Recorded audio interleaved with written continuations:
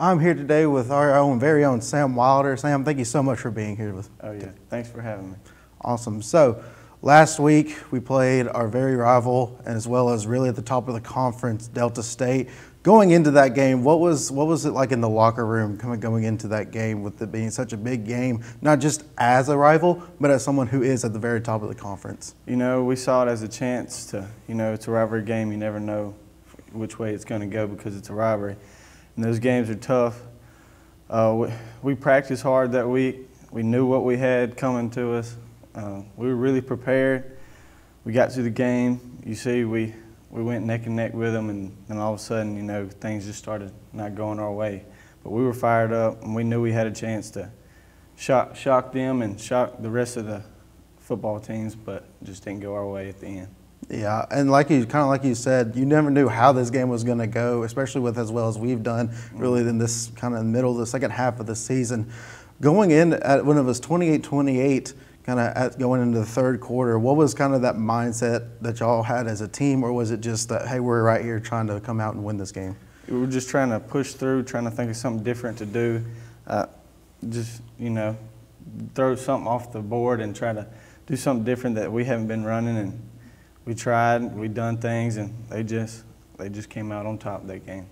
And it just happens. Yeah, it does happen sometimes. So whenever you're in the group like you have right now, you have a quarterback and you're full of running backs that have a lot of the ball. You don't always get the ball as often as some as they do, but you're still very important to what this team does. So how do you go into that game in that mindset at each game saying, hey, this is my job, this is what I need to do? Yeah.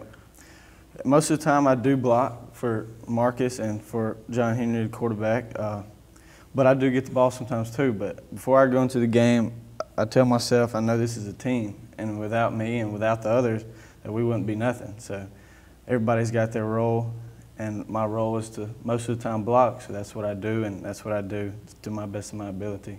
And I do it pretty well sometimes, and sometimes I mess up. But I just see it as a team, and no matter what the role they give me, I'm supposed to do it for the better of the team.